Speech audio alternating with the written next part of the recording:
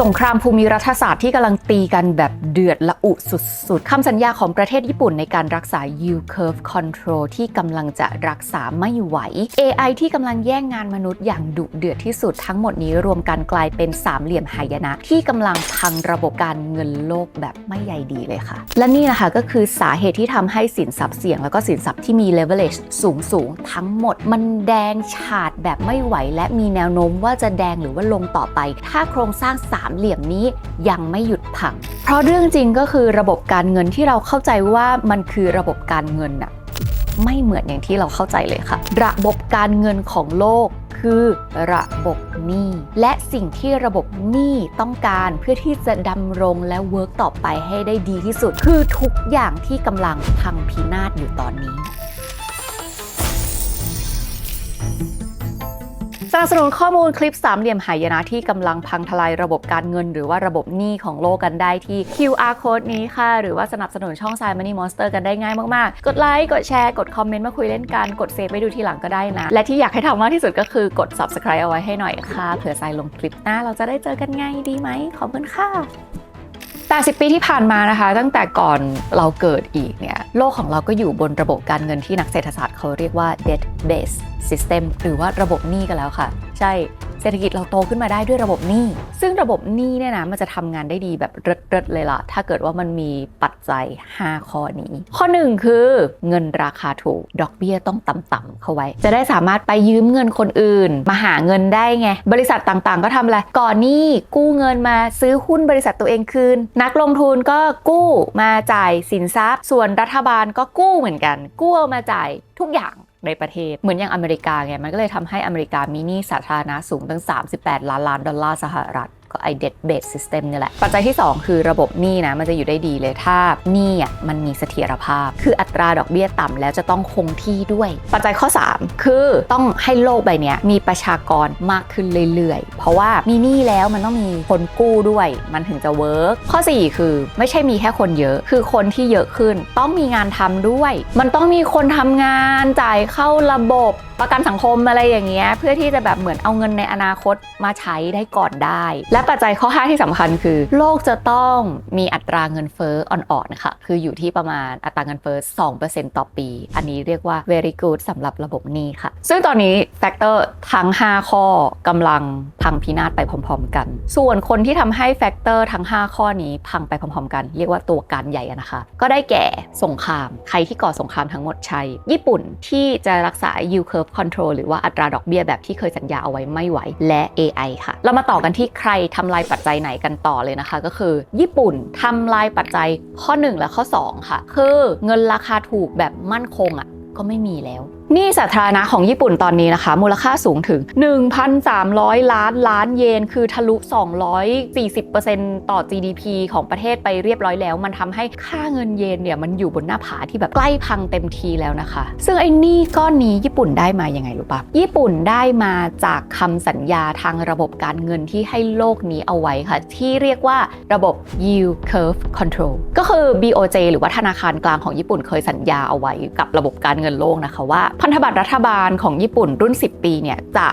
ไม่ปล่อยให้ยิวหรือว่าอัตราดอกเบี้ยเนี่ยมันสูงเกินระดับนี้นะเพราะถ้าเกิดว่าอัตราดอกเบี้ยของพันธบัตรรัฐบาล10 ปีของญี่ปุ่นมันสูงเกิน BOJ ธนาคารกลางของญี่ปุ่นจะเป็นคนซื้อหนี้ขึ้นมาเองเพื่อรักษาไม่ให้แบบยิวมันสูงเกินไปเพื่อที่จะทำให้มันเสถียรญี่ปุ่นทำสิ่งนี้ถามว่าเขาได้อะไรเขาได้เป็นเจ้าหนี้ของโลกเลยค่ะมันทำให้เงินเยนเนี่ยมีดีมานด์สูงมากๆใครๆก็อยากได้เงินเยนซึ่งวิธีการก็คือทำให้ต้นทุนการเงินหรือว่าอัตราดอกเบี้ยมันต่ำแล้วก็ต่ำแบบเสถียรด้วยจะเห็นว่าญี่ปุ่นเนี่ยสามารถกดอัตราดอกเบี้ยไว้อยู่ที่ต่ำกว่า0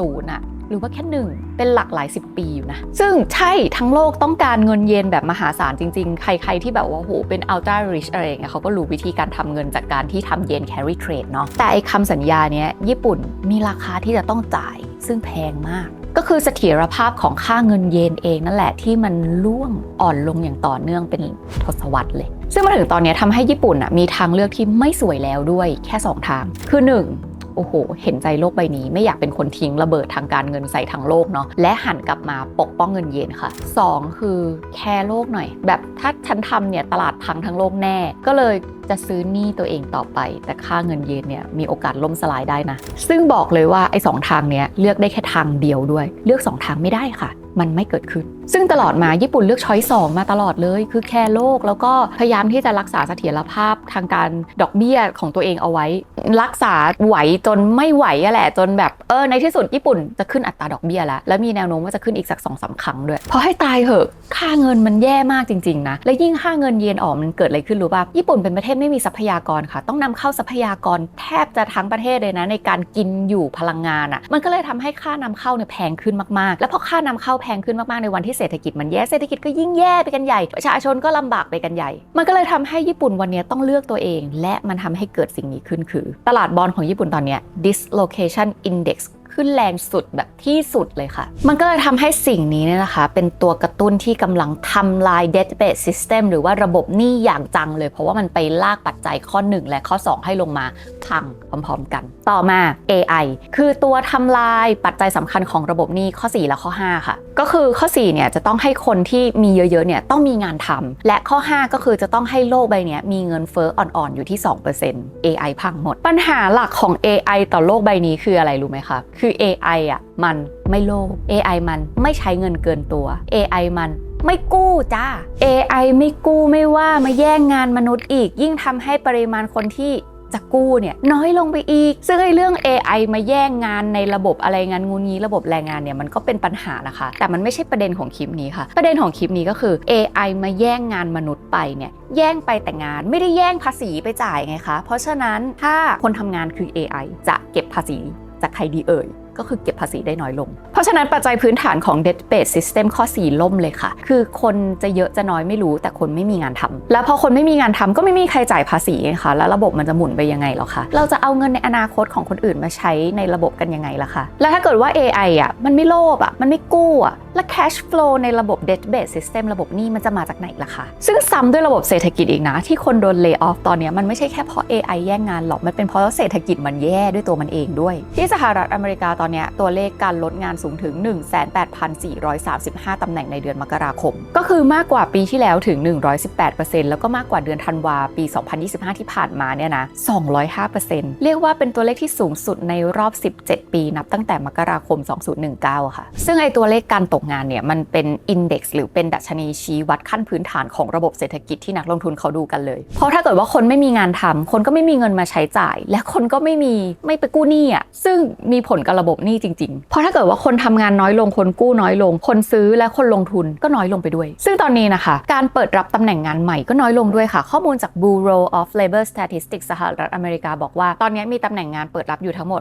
6,500,000 ตำแหน่งซึ่งมันน้อยที่สุดนับตั้งแต่ช่วงโควิดเลยคือตั้งแต่ปี 2020 ซึ่งข้อมูลนี้ก็เป็นตัวเลขสำคัญที่นักลงทุนดูอีกเหมือนกันนะคะเพราะว่าการเปิดรับตำแหน่งงานใหม่ของบริษัทอ่ะมันคือตัวเลขที่บ่งบอกอนาคตที่ดูง่ายที่สุดแล้วเพราะว่าบริษัทจะไม่เปิดรับพนักงานใหม่ถ้าเขาไม่คิดว่าบริษัทเขาจะเติบโตหรือว่าจะสามารถทำเงินได้เยอะขึ้นจริงปะนอกจากนี้นะมันยังทำลายปัจจัยข้อ5คือเรื่องเงินเฟ้ออ่อนๆ 2% ทุกปีของโลกใบนี้เพราะว่า AI robotics automation อะไรเนี่ยมันเป็นกลไกทางเศรษฐศาสตร์ที่ทำให้ทุกอย่างมันถูกลงค่ะนักเศรษฐศาสตร์เรียกสิ่งนี้ว่า deflation force เพราะ AI อย่างแรกเลยคือกำจัดค่าแรงมนุษย์เพราะฉะนั้นในการผลิตมันต้องถูกลงสิถ้าไม่ถูกลงเขาจะเอา AI เอา robotics เอา automation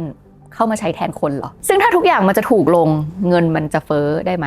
ไม่ได้ซึ่งนี่คือหนึ่งในเหตุผลเลยนะคะที่ทำให้นักลงทุนเริ่มลังเลกับการลงทุนเพิ่มในวงการอุตสาหกรรม AI เพราะตอนนี้เราอยู่บนทางแยกความเสี่ยงของความไม่รู้ที่เยอะเกินไปทางแยกแห่งความไม่รู้ที่ทางด้านเศรษฐกิจเนี่ย productivity เพิ่มขึ้นแต่มนุษย์มีงานทำน้อยลงใครจะเป็นคนสร้างรายได้ใครจะเป็นคนจ่ายหนี้ใครจะเป็นคนทำให้เกิด cash flow ใครจะกล้าเอาเงินไปทุ่มกับระบบเทคโนโลยีที่ลงเงินไปเรียบร้อยแล้วเป็นแสนล้านที่ยังไม่รู้เลยว่าจะทำเงินกลับมาได้ไหมหรือว่าจะทำลายระบบการเงินปัจจุบันของโลกใบนี้หรือเปล่าและสมการสุดท้ายของ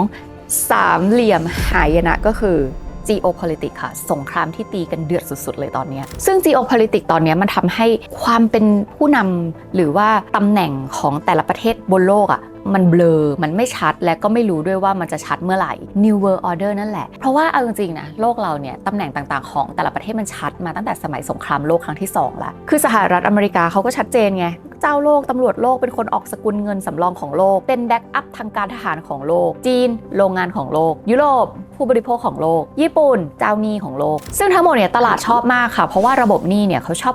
มีความเสถียรเนาะสามารถคาดการได้แล้วก็มีความชัดเจนและความสัมพันธ์ของแต่ละสกุลเงินน่ะไม่เละเทะแต่ตอนนี้สหรัฐอเมริกาออกตัวเลยไม่เอาแล้ว globalization ความสัมพันธ์ของแต่ละประเทศก็คือไม่เหมือนเดิมโดนัลด์ทรัมป์ประธานาธิบดีสหรัฐอเมริกาประกาศ tariff 10% ใส่ทุกประเทศทั่วโลกขนาดศาลโลกบอกมันไม่ได้จ้าทำสนใจไหมไม่เพราะว่าไปลากตัวผู้นำเวเนซุเอลาก็ทำมาแล้วสั่งให้ผู้นำของอิหร่านไปเกิดใหม่ก็ทำมาแล้วใครจะเอาแกลงได้ก็รอดูซึ่งถึงแม้ว่าตอนนี้จะยังไม่มีใครเอาแกลงได้ก็จริงนะคะแต่ว่าผลมันออกมาบนความศรัทธาในประเทศสหรัฐอเมริกาที่แสดงออกชัดบนสินทรัพย์ของสหรัฐอเมริกาว่าราคามันกำลังร่วงนะกำลังแดงเลยอะโดยเฉพาะความไม่เชื่อใจถึงระบบเครดิตของสหรัฐอเมริกายกตัวอย่างแร่เงินซึ่งเราจะเห็นได้ชัดเจนเลยนะคะว่าแร่เงินที่ขายในตลาด COMEX เนี่ยหรือว่าตลาดเครดิตที่ขายเป็น derivative สัญญากระดาษเนี่ยเงินจาก COMEX มีราคาถูกกว่าเงินที่จับต้องได้จริงๆจากช่างไห่ exchange นะคะซึ่งความสงครามทุกประเทศตีกันเนี่ยมันช่วยทวีความรุนแรงในความพังพินาศของปัจจัยทั้ง5ข้อเลยในระบบหนี้ให้มันพังแบบแย่มากขึ้นนะเหลือปัจจัยข้อ3ของระบบหนี้ที่แบบก็ดูไม่ได้มีใครทำพังปัจจัยข้อ3ที่บอกว่าโลกเนี้ยควรจะต้องมีมนุษย์มากขึ้นเรื่อยๆไม่ต้องมีใครทำให้พังมันพังของมันเองนั่งอยู่เฉยๆมันก็พังเองค่ะไม่ว่าจะเป็นความแบบเศรษฐกิจไม่ดีฝุ่น PM 2.5 เงินหายากเหลือเกินชีวิตนี้แบบขมขื่นคนไม่อยากมีลูกค่ะสรุปก็คือเงินที่ถูกดูดออกจากตลาดจนทำให้ราคาสินทรัพย์มันแดงฉานขนาดนี้มันเกิดจากความไม่รู้บนความเสี่ยงที่เยอะเกินไปเกิดจากญี่ปุ่นรักษาสัญญาไม่ไหว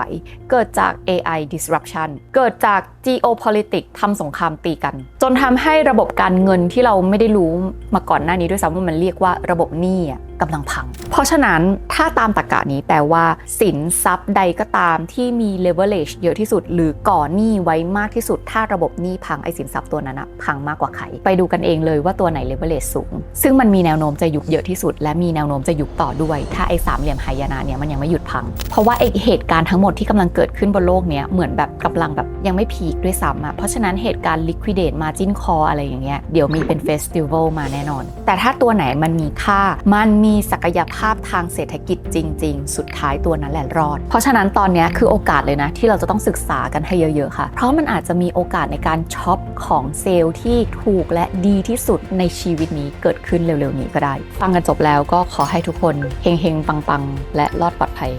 นะคะ